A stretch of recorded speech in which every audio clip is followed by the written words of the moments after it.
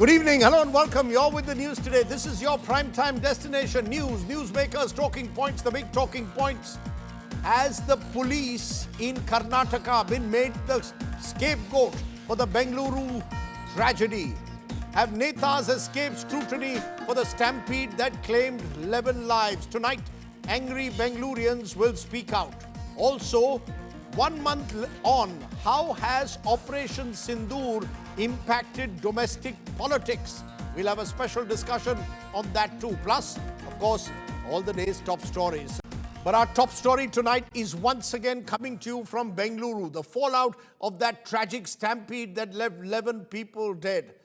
The police today have arrested an employee, a senior marketing manager of Royal Challengers Bengaluru, the IPL franchise. They've also detained some employees of the event management company that had organized the events that led to that stampede in Bengaluru. The Karnataka State Cricket Association has moved the High Court for protection against any action. But the big question, what about the politicians, those who took the crucial decisions in Bengaluru to allow the celebrations to take place without planning? Will anyone touch the Chief Minister's office or indeed that of the Deputy Chief Minister? Or is the police commissioner been made a fall guy? Our top story tonight is on a city which is still angry and grieving. Take a look.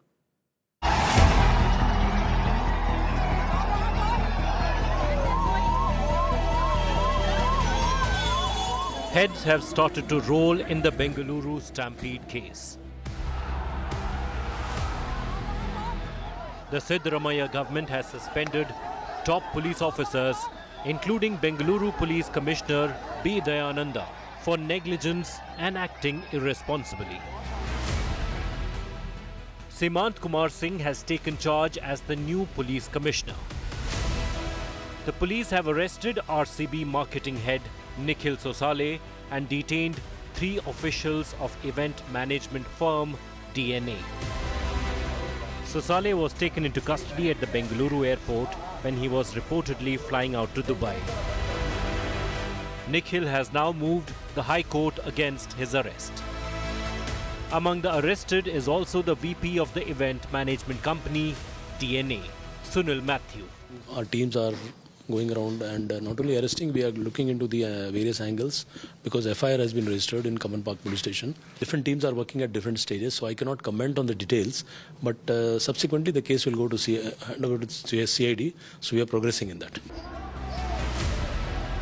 2 office bearers of the Karnataka State Cricket Association are absconding.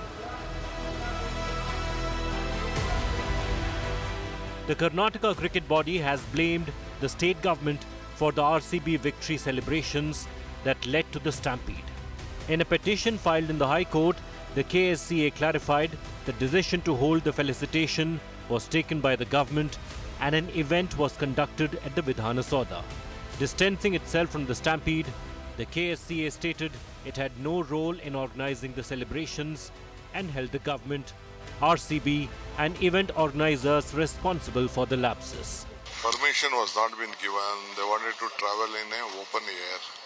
I said it is not there. You have to cooperate. They agreed. That's all. And did KSCA tell that there was 10 minutes only time that was given to them? Of course. We had informed them. Police commissioner came and met me, asked me to just see that it concludes within 10 minutes. Karnataka government has also shunted political secretary to Chief Minister Govind Raj, as well as Commissioner, Deputy Commissioner and Assistant Commissioner and Police Inspector of Common Park Police Station.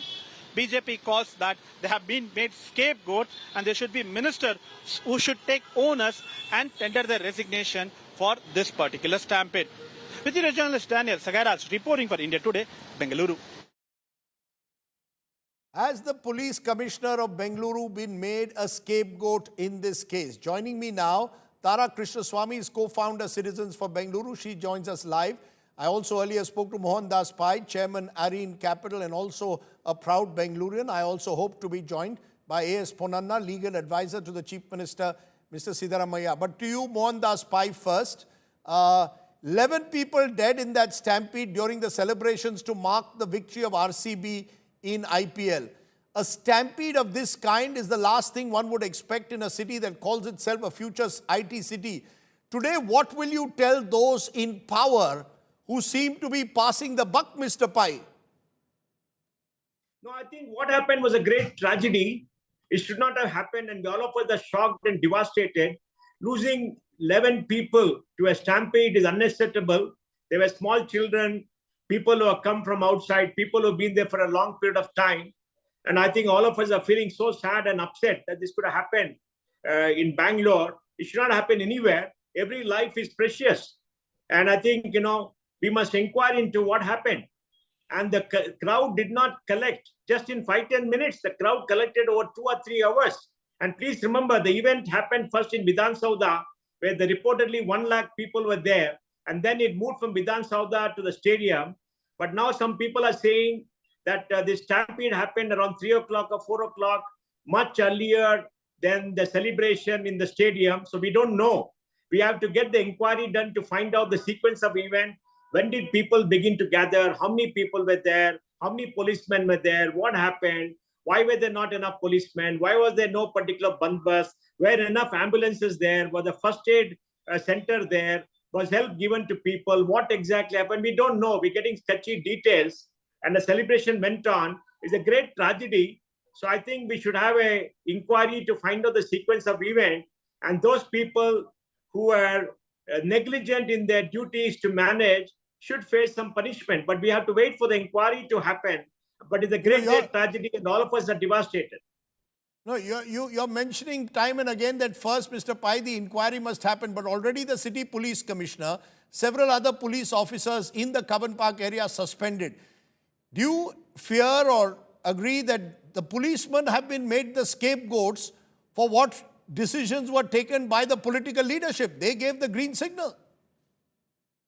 The local policemen who are in charge of that particular area obviously did not react in time, did not call for reinforcement, did not do the job for whatever we can see right now. We don't know the details, but it looks very obvious, so they must be held accountable. But the police commissioner should not be suspended. He's a man who's in charge of the entire city, and if he knew or was possibly told that this is happening, he would have got for reinforcement. Now, he's gone on record to say that permission has not been given by the police. When permission has not been given for the police, it is not supposed to be held. So I don't know whether the police were prepared. So I think there's an inquiry. But you unnecessarily suspend a very senior person who's done his job according to whatever we know. We send a wrong message to all the police people, then they will overreact the next time. Next time any gathering is there, they'll overreact, they'll call everybody, and they will take stern action against people, which is not something that should be done. And even arresting the RCB and DNA people, going after the KSA people right now, I think is premature. We must have the inquiry, and in case you find they're done wrong, yes, please proceed against them. By having a FIR lodged against them, that is okay, but the FIR should be very clear. Based upon data, should not have statements which are wrong, and fixing responsibility for them, because KSA has gone to court from whatever we know to say that the government insisted on the celebration, not them.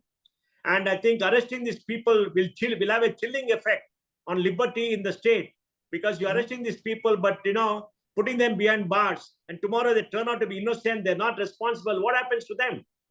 I think it's very important to be very careful before arresting people. You file an FIR, they let the inquiry go on, have an inquiry, and then if you find that there has been dereliction of duty, they're not done the job, then of course you have to fix responsibility. But I think you got to be very, very careful in arrest all over. All of the country now, there is a mood of arrest first and discuss later, which is very wrong.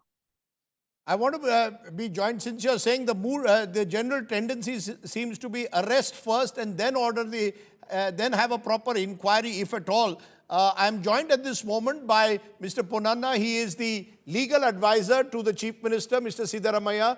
Mr. Ponnanna, you might have heard Mohandas Pai there telling us on the show that he believes that surely there should first be the inquiry before you end up suspending a police commissioner, someone of that seniority. Is this simply the government trying to find scapegoats for their own failures? Rajdeep, I heard him very briefly with regard to how the arrests must take place. But while answering your question, let us be clear on a few facts. Mhm. Now, the police are part of the government.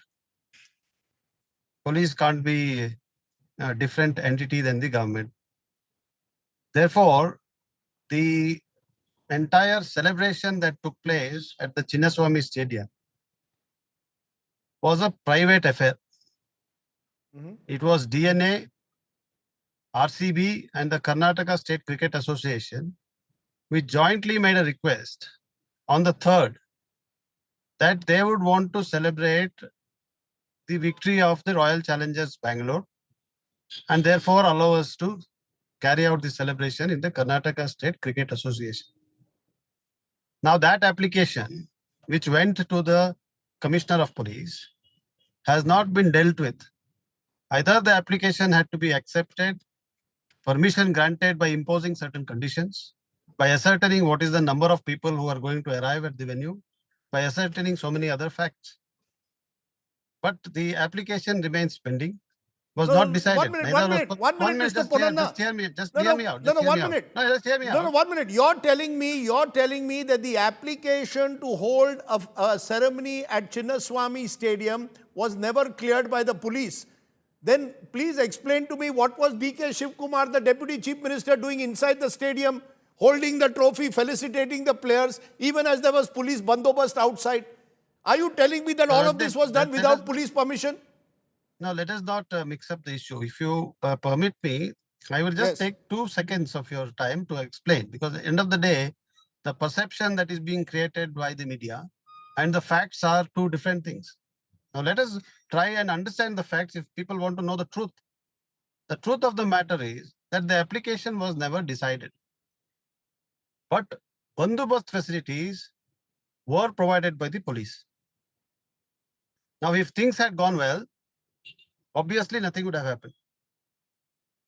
But things have gone drastically wrong. We are in the face of a tragedy. No, no, Mr. Ponnanna, We are in are the- we we are in the saying, state no, no, of Mr. mourning. Ponnanna, are we saying No, a gathering of this magnitude was done without police permission? I mean, is the attempt being made to put all the blame now on RCB and KSCA, and the government of Karnataka or the police has nothing to do with it? Now, what do you want? You want the entire blame to be on the government? If that is going to make you happy, then so No, be law, it. no, no, no. But Law are and you order, here? sir, Are you- sir, are sir, you- sir. are you- Sir, are you- I'm not, are you I am even saying going law to- and are order you is a going state to- subject. Now, are you even going to want to know the facts? Because see, end of the day, we are all equally in a state of mourning. Yes, The sir, point but then, remains, why this action was taken against the police personnel is what you are questioning, and it's what I'm trying to answer. please tell me why then. This is Why? exactly what I'm trying to answer. Why was the police Now, commissioner suspended? third evening or whatever time on 3rd, an application is made seeking permission by private agencies to celebrate the possible victory of the Royal Challengers Bengaluru at the KSCA Stadium venue. Now, this is not a matter which was brought to the notice of either the Home Minister or the Chief Minister. Neither did the police clear that application, nor did they reject that application. They claim that they were in the middle of bandobast for the cricket match which took place the previous day, and all the revelers who had watched this match in various places were out on the street celebrating the victory. Therefore, they were up till 4 in the morning. They did not decide anything. 7 in the morning, RCB puts up a post that we are having this celebration. There is no entry cost. Please come to KSA Stadium in large numbers and celebrate the victory of RCB. This is at 7 a.m. in the morning. Nobody has given them any permission so far. Now people started coming in large numbers. Police were compelled to provide bandobast because the numbers were turning out. I still ask you, you've given me the chronology very well, but I still ask you, why is the police commissioner then suspended? He has not given the Because permission. In fact, he has told reporters that I wanted the function to be held on Sunday, not on Wednesday. I wanted it to be held 4 days later. To whom did he tell? He should have told those who had come to him for permission that I am not in a position, the police are not in a position to provide bandobast. You cannot have this function, have it 4 days later. Or he must have briefed the Chief Minister. This is what he reportedly said. No, let us have things on record, Rajdeep. We are here, we are trying to answer certain critical questions. I can't say from hearsay what he has said. Now, he was not Okay. able to answer this. He was not able to answer the Chief Minister why this application, which was not decided, was not brought to the notice of the Chief Minister. Why was it not brought to the notice of the Chief Minister that they are not in a position to give bandobast? How is he to know? Are you How telling is me the Home that the Minister chief... said No, no? no, no. Are you telling me that the chief minister who's just held a function in Vidhan Sauda doesn't know that another function is going to take place at Chinnaswamy Stadium shortly afterwards? He doesn't know about it? Sir, till 4 in the morning. This is exactly why, heads have rolled. Now, you cannot No, no. assume and presume that everything is known to him. You The see, Home the Minister does Commissioner not of know that Police the Home Minister should resign. If the Home Minister does not know Why? that police permission has not been granted and a function of this scale is being No, held, that then is he that should is why resign. suspensions have taken place, because the Home Minister ought to have been briefed. How is he to know? No, they sack He the is to Home know Minister then. provided the police come and brief him. So the Home police Minister has no should have come and responsibility? Home Minister has no responsibility? Why, sir, please The try and Police understand. Commissioner reports to the Home Minister. Let us be logical. That is why, because he did not report to the Home Minister, did not report to the Chief Minister as is required, is why he is under suspension. Now, Okay. you asked me a question, why he is suspended. I am saying this is why he is suspended, and you say that the Home Minister is not accountable. Home Minister is accountable, provided the Commissioner of Police had briefed him. There is a hierarchy in the department. He does not brief him, he pays the price for it. Can I for a moment bring in Tara Krishnaswamy? You've heard Mr. Ponnana saying, look, the Chief Minister, Home Minister were kept in the dark by the Police Commissioner, or that the Police Commissioner did not inform the Chief Minister or Home Minister what exactly was happening. Do you buy this argument, or do you believe that the Police Commissioner, by all accounts a very fine officer, has been made a scapegoat? Rajdeep, I want to make two or three Rajdeep, points. let us not get into this kind of an One minute, sir. One minute. Let's hear a citizen voice. I'll come back to you. The Commissioner of Police is not there to answer this question. How does he is going to answer the question that he is briefed or not? No. See, in fact, I can tell you on record that the Commissioner of Police informed the Home Minister at 7:30 in the morning that he will be unable to brief him because he has been out in the night till 4 trying to control the revelers who are celebrating the victory of RCB. So he did not even do his morning briefing. This is just that you know. I take all your point. My only point is, if that is the case, why the hell was the function then allowed to go ahead? Sorry to use strong language. Why the hell was that function allowed to go? It's criminal negligence then. If no permission has been officially given, RCB, KSC are holding a function just a few kilometers away from Vidhan Sauda, and you are telling me that the Home Minister of Karnataka is in the dark? This is exactly. Have you read the suspension order? Sir, I have read the suspension order. My Have you limited order of point is, suspension? I am sorry, the So Home therefore, Minister of sir- Karnataka cannot escape responsibility like this. With due regard, sir. With due regard, sir. The Home Minister of Karnataka cannot say, I didn't know that such a big function is taking place when just before that Vidhan Sauda is having an equally grand function. I didn't know that permission has not been given. How can he say that, sir? You're not. See, let us not.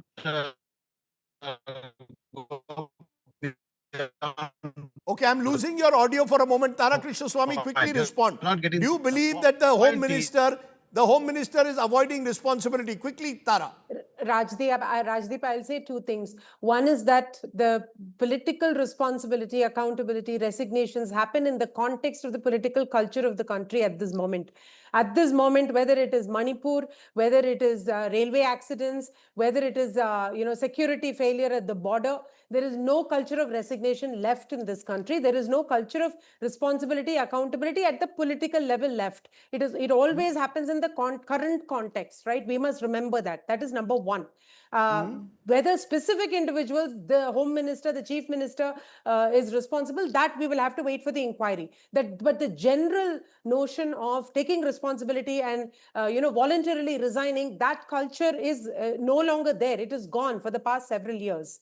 But someone has to set an example. Someone has to set an example. My limited point is, it is very easy to suspend the police commissioner. It is the easiest thing to do. No, it is not. I'm coming to that. The second thing I want to say, sir, one second. The second, Mr. Ponnana, 1 second. 1 second. I waited patiently. The second thing I want to say is this.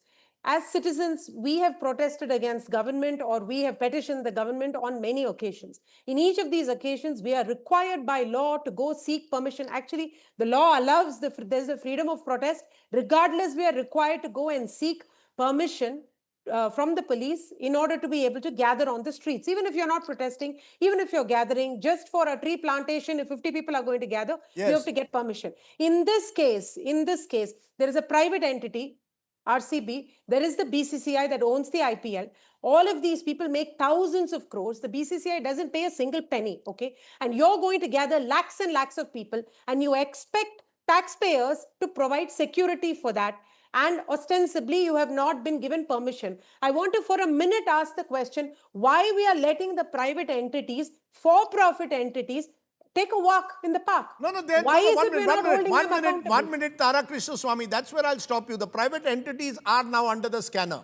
RCB's marketing manager has been arrested. KSCA officials have been named in the FIR. I'm making a different point. My limited point. That's not my the point I'm limited making. point The point in our I'm making- system at the the end of the point day. I'm making 1 is minute. what gives them the police what commissioner gives them reports to the right Home to Minister. What gives them the right to expect that the city and the taxpayers will fund bandobast for 3 lakh, 5 lakh people? Why is Madam, that for a celebration we have to fund it? Madam, the private entity also is paying a price. My point is the only person getting away from this is the political executive. I'm not That's talking my about the question. price after the accident. I'm asking if I hold a wedding, I can expect 5 police officers outside just because people are gathering. But what if I invite 3 lakh people? Is the city going to provide security for me? Why is the city, my question is not after it goes wrong whether I'm held accountable. My question is on what basis does a for-profit private entity expect the city to regulate this whole thing, shut off all the streets, every metro is overflowing? Why is that okay, I'm asking? Okay, Why you've is raised a it very that we're valid, even you've saying- raised a very, Yeah. ma'am, you've raised a valid 2,200 point. crores they make. Okay, you've raised a valid point. I'm going to give Mr. Ponnanna one last opportunity to respond. Mr. Ponnanna, the general impression is that it is very easy. You said as a police commissioner has never been suspended. My sense is this is a knee-jerk reaction taken to protect the political class by showing that you have done something. Why should he be held responsible? Clearly, when the deputy chief minister is holding the trophy in the Chinnaswamy Stadium, he doesn't know, Mr. Shiv Kumar doesn't know that police permission has not been granted? Come on. So what do you want me to answer? Why Dr. DK Shivkumar participated in the function? No, my point is why doesn't anyone from your political leadership in Karnataka say, yes, we were negligent, we made a mistake, we made a big mistake? Why can't any of them admit to the fact that they allowed a function of this magnitude to take place without police permission? So that is why today we see that the police have been, a person of commissioner's standing has been suspended. Now we cannot take... And what happens to the Home Minister? The Home Minister will cannot- continue. The Home Minister has no responsibility, no accountability. So the buck must stop there. You cannot keep saying why the Home Minister is not resigning, because the Home Minister about this entire show is why today the Commissioner of Police is under suspension. Prima facie inquiry has to be held.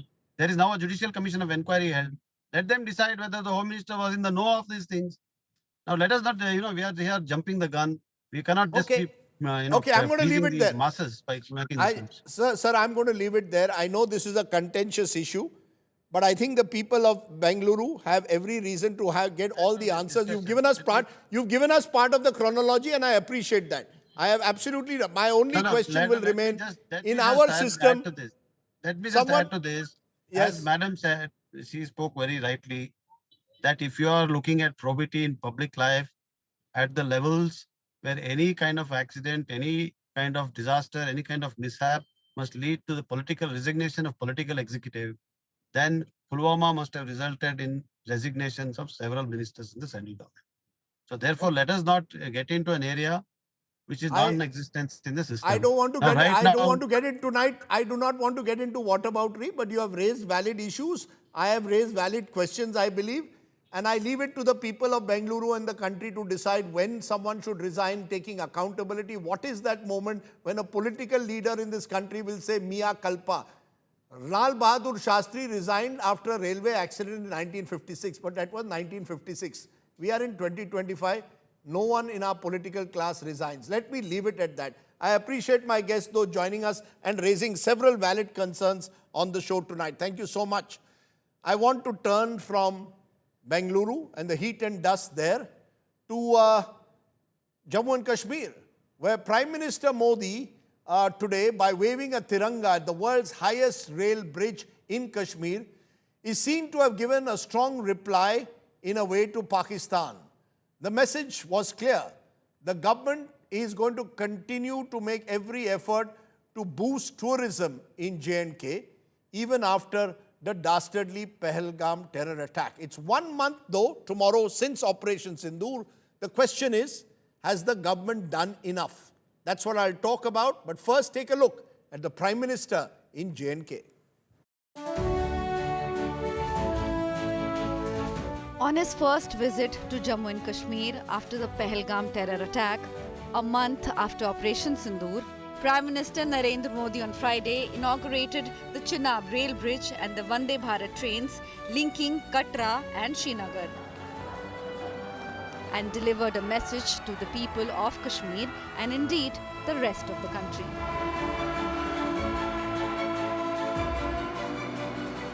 अब पाकिस्तान कभी भी operation सिंदूर का नाम सुनेगा तो उसे अपनी शर्मनाक शिकस्त याद आएगी।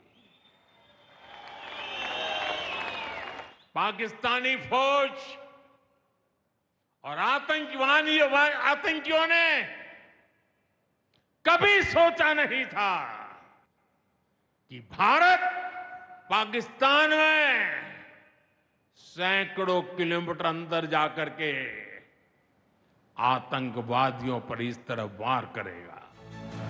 Before his visit to Kashmir, Prime Minister had addressed public rallies in Rajasthan, Gujarat, Madhya Pradesh, Uttar Pradesh, West Bengal and Bihar, the state which goes to polls later this year.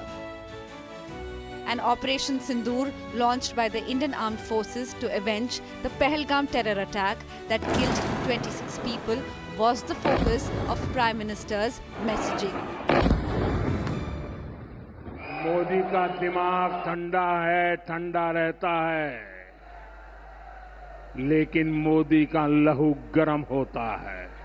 और अब तो मोदी की नसों में लहू नहीं, गरम सिंदूर बह रहा है। दुनिया ने और देश के दुश्मनों ने भी देख लिया कि जब सिंदूर बारूद बन जाता है तो नतीजा क्या होता है।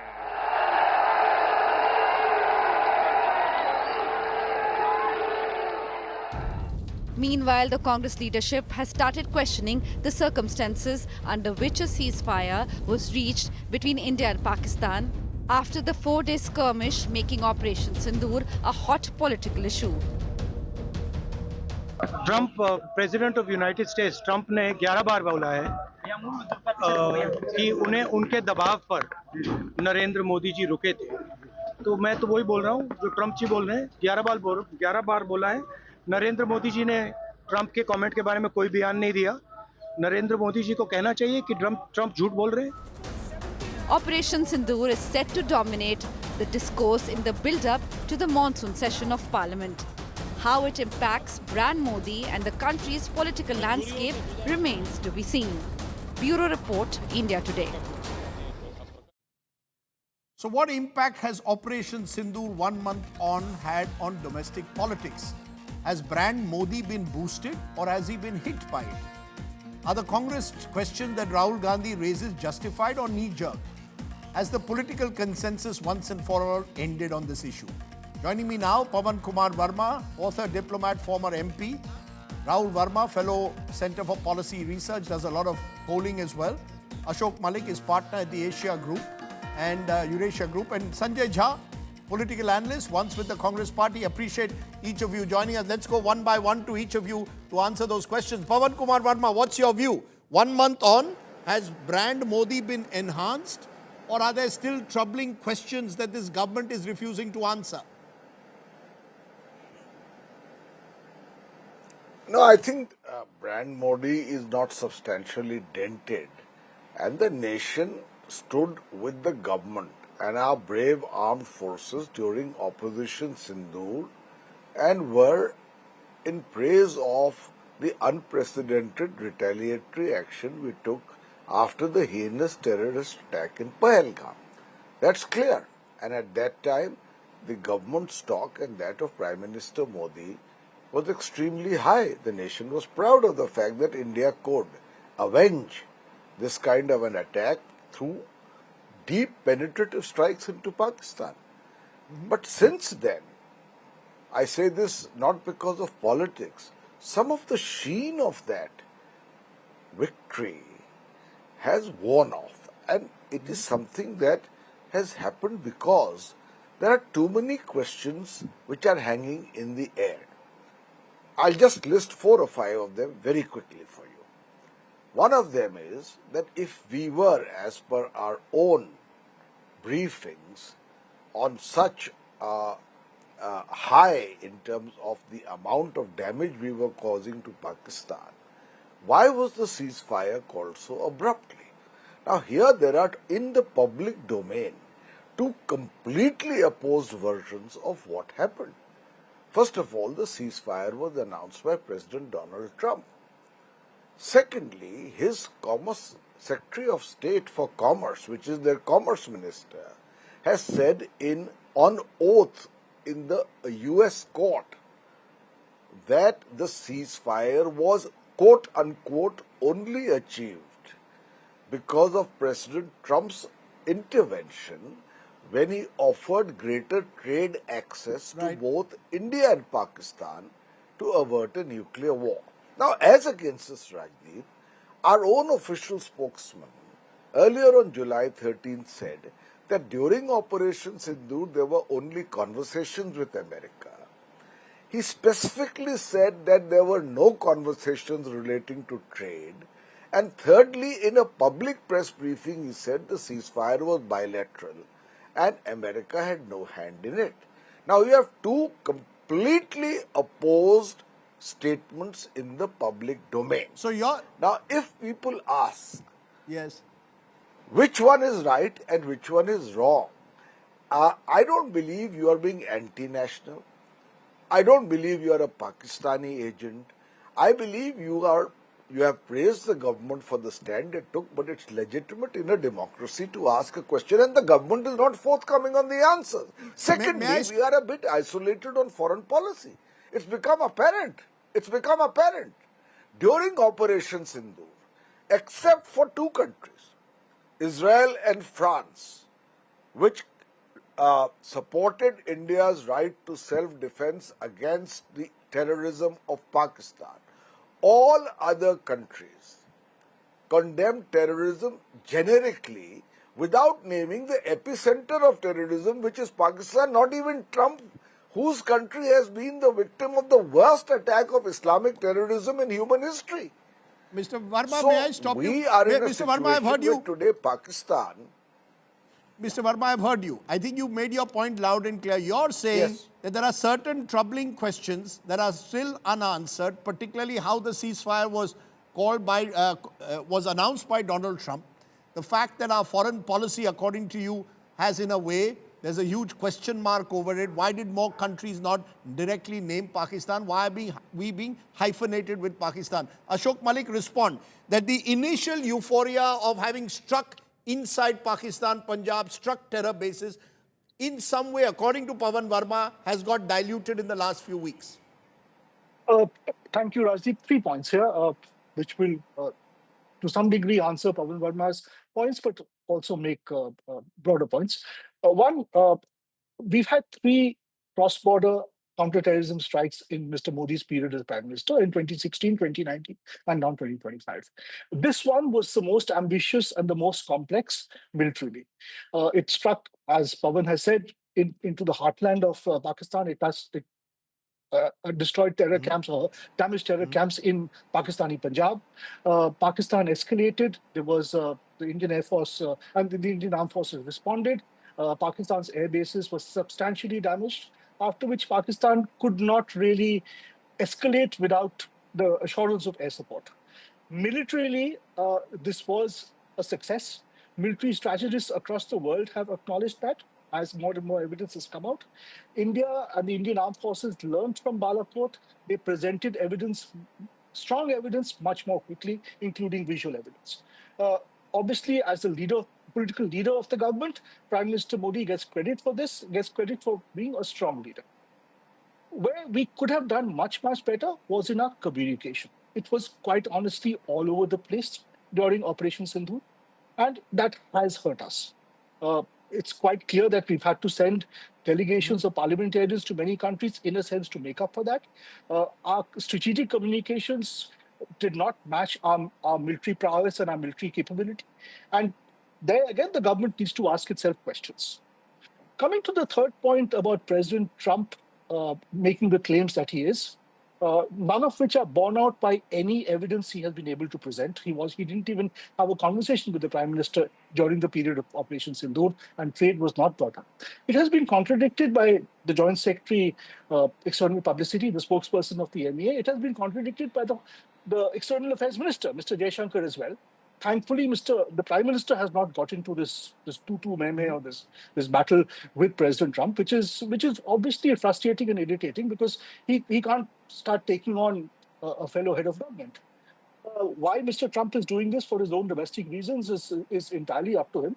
And if Pawan Verma says that we don't know who to believe, frankly, I would rather believe the Indian Foreign Minister than the US President, who seems to say all sorts of things at all sorts of times. Okay.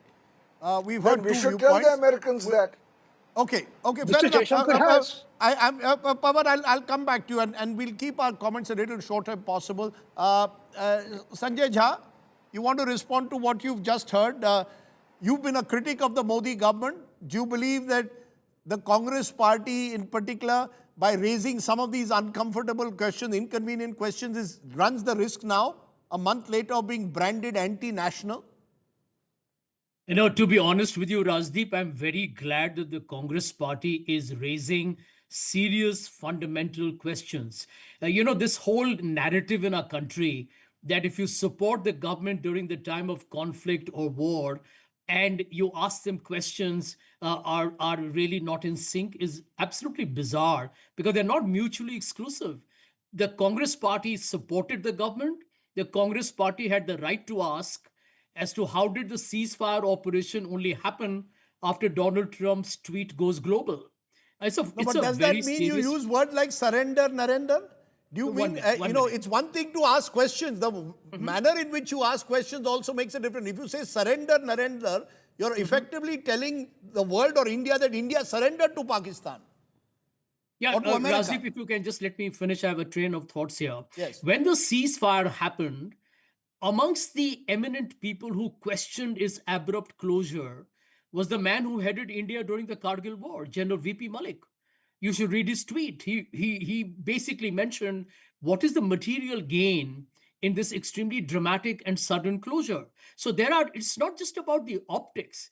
It's about the eventual logical military successes that you probably foregone here. That is the fundamental point. The other aspect that we cannot ignore, and I think that's crucial, because, Rajdeep, you have shown it on your channel, both the Home Minister and the Prime Minister created this normalcy narrative on Jammu and Kashmir, making it appear through certain data points that they picked up, whether it was tourism or less of stone pelting, etc., to say that it was safe. And Jammu Kashmir, after Article 370, was absolutely ready to invite one and all. Clearly, that was an absolute false, shall we say, optimism, if one is going to be charitable. If you look at the data, between 2019 till the latest data that one has, roughly 277 soldiers and around 212 civilians dead in over 730 incidents. Now, you can claim a relative change in some degree of peace, But is that an absolute level to go and make these blanket generalizations that Jammu and Kashmir was beyond terrorism? Absolutely not. We don't Okay. ask these questions of the Prime Minister and the Home Minister. And my last point, where are the terrorists? For God's sake, ladies and gentlemen, these are people who walked in through the borders, entered Pahalgam, which I know is much deeper into Kashmir, and they are nowhere to be found. This is an intelligence and security failure as well. And since Okay. everybody says Operation Sindoor is on, I think Rahul Gandhi and the Congress is right in asking, can we skip all this extremely crude rhetoric, these pseudo muscular nationalistic speeches, and ask the question, are we safe to begin with? I mean, this Okay. is not the time to promote Mr. and Jha, do political marketing. okay, you made the point. I'm giving you all initially more remarks and then I'll ask you to keep them crisp because we have limited time. Rahul Verma, as a political scientist, we saw after Balakot, the BJP benefited hugely in the elections that followed. There's no election now till November.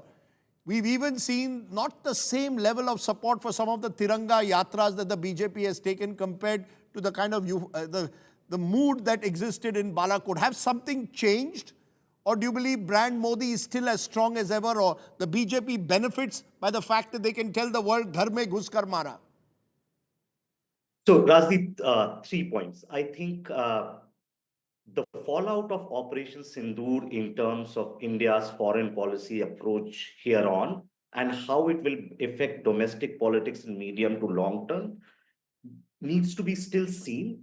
And that will depend on what kind of political narratives both the BJP as well as the opposition is going to build. I think the second point, which is what you sort of also asked, opposition has every right to ask government question, but to me, what they might be doing not right is the kind of language they are using and the platforms they are using. And this has ability to backfire. Point three, and this is just based on one survey data which was on India Today. I think Sea Voter had conducted small sample surveys right before and after the ceasefire. And there are some indications from that survey. First, people think that India managed to achieve what it ought to achieve after the terror strike. Two, they are okay with ceasefire. A large number of Indians supported ceasefire, and a large number of Indians did not want war because they understand that there is. So they wanted to teach Pakistan a lesson, but they also didn't want a prolonged conflict. And three, they seem to be satisfied with the actions that Indian government has taken in the course of Operation Sindoor. Given that, I think the BJP and government at the moment, at the domestic level, have succeeded in conveying what they think was right thing to do at the moment. But I also agree with Ashok Malik's point that there are some communication gap as far as sort of like how we projected operations to the international. I want shorter statements from each of you in the second round. Pawan Verma specifically, communication is Operation Sindoor purely to be seen as even some supporters of the government would suggest as a communications question mark, but militarily successful? Or do you still believe, both diplomatically and in communication terms, the Modi government has troubling questions to answer? Are there questions? If there is one big question that you still want an answer for 1 month later, what is that question? Well, I would say that the entire country is extremely proud of our armed forces and the valor and sacrifice that they obviously made to fight Operation Sindoor. That is not in doubt, and to use what the armed forces achieved for short-term politicization of Sindoor, as the ruling party appears to be doing, is frankly shallow and opportunistic. It doesn't look very. So what's the question? What's the major unanswered question, sir? The major unanswered question for me is that after all these years of foreign policy as a continuum, Rajdeep, foreign policy is not episodic. You send delegations of MPs around the globe and think that you will change perceptions. Foreign policy is a continuum. If after decades of having made that effort, and I don't include only this government, the general perception was that the world did not stand with India's condemnation of Pakistan as the epicenter of terrorism at a time when there was the most verifiable evidence of it at Pahalgam. I think there are ways in which we need to change our strategy. Pakistan has, as you are yourself aware, just become the chairperson of the anti-Taliban committee in the UNC. It's become the vice president of the counter-terrorism operation in the Security Council. And here our delegations are going around the globe trying to convince them that Pakistan is the source of terrorism. But I want to ask the question, why is this effort even needed? And that is a question we need to ask ourselves. You're questioning our diplomat. It's not just a communication failure. You seem to suggest it's a question mark over our diplomacy. Ashok Malik, this is now Pawan Verma, seasoned diplomat, raising it. It's not just a communication failure, he says. There is a serious question mark over our diplomatic outreach, that we have to send all party delegations, who many of them have not even been able to meet the top leaderships of those countries. And none of those countries are directly naming Pakistan. They're all generically condemning terrorism, not condemning Pakistan yet. With due respects, Pawan Verma is a very seasoned diplomat, an ambassador of long-standing, a batchmate of the current External Affairs Minister. But this is also Pawan Verma, the politician, speaking. Look, he's setting an ideal or a metric that is near impossible to meet. That remove Pakistan as from the UN Security Council and get every one of 200 countries to boycott it. Otherwise, India's diplomacy is a failure. Now, what sort of argument is that? In essence, that is what he's saying. No, please look at it this way. Just 1 minute, Pawan, let me finish, please. I didn't interrupt you. Let's look at it this way. As I said, we've had 3 cross-border strikes in the Modi period, 2016, 2019, and now. Pakistan's argument made since 1999, since 1998 or 1999, since Pokhran, has been that you cannot have any escalation, any conflict with India, which in any manner, because it will escalate immediately to nuclear status. India called that bluff in 2016 and in 2019. On both occasions, it had to persuade other countries that this was not going to turn nuclear. Right. This time, after Pahalgam, no country exercised shuttle diplomacy. No country sent messages to India saying, don't respond. It was taken for granted that India had the right to respond. There was confidence that the Modi government would respond in a measured manner, which is what it did by targeting just terror camps. I think that is the success of Indian diplomacy. Okay, I take your point. I have just a minute left. I'm going to give 30 seconds each. First you, Sanjay Jha. Your sense, therefore, if I were to ask you the one biggest success, since you're a critic of the government, will you give any credit at all for Operation Sindoor in any form to this government? Well, I think everyone will congratulate India's armed forces, but I think we are missing the elephant in the room. The problem, Rajdeep, is that Mr. Modi's government uses foreign policy and national security primarily for its domestic politics. You know that. I think everybody knows it. Now, this is where the problem lies. Look at what's happened during the Operation Sindoor phase. Did the Quad countries stand up with India? Russia remained neutral. They have now the China-Russia axis. You have basically no country that truly stood up to say, what they knew was a fact, that India is a victim of cross-border terrorism. And this diplomatic isolation is happening at a time when Pakistan today has got a vice chairmanship of the UN Counter-Terrorism Committee. It's going to look at Taliban Sanctions Committee. It got loans from the Asian Development Bank and the IMF without anybody, the real big players, protesting. Right. These are manifestations of a failed foreign policy. And Rajdeep, don't ignore the neighborhood. For God's sake, in our own neighborhood, where we used to once upon a time have great relations, we are being seen as a regional bully. Bangladesh, in my opinion, is the most is probably the biggest foreign policy disaster that we've seen in a long time.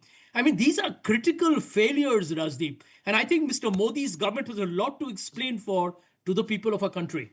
Okay, so the success is the armed forces. All the failures are heaped at the Modi government. But Rahul Verma, do you believe that if Rahul Gandhi and the opposition persists in raising some of these questions, some of which are entirely valid, security lapse in Pahalgam, where are the terrorists, were jets shot down? These are questions that they are raising. Do you believe that these are questions that will get them any political benefit?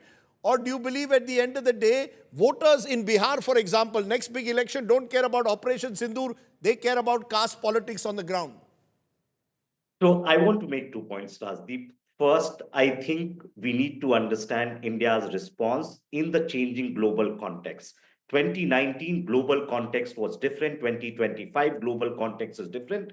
Even our failure in neighborhood, if that is true, you have to also understand that the neighborhood has completely changed in its political orientation. You had a fallout in Sri Lanka, Bangladesh, Pakistan, all were their internal making. So let's not read our neighborhood just what India is doing. Neighborhood is also doing. But does the voter care? Does the voter care? Does the voter want this kind of muscular image when he goes out and vote? Or is he more worried about issues on the ground?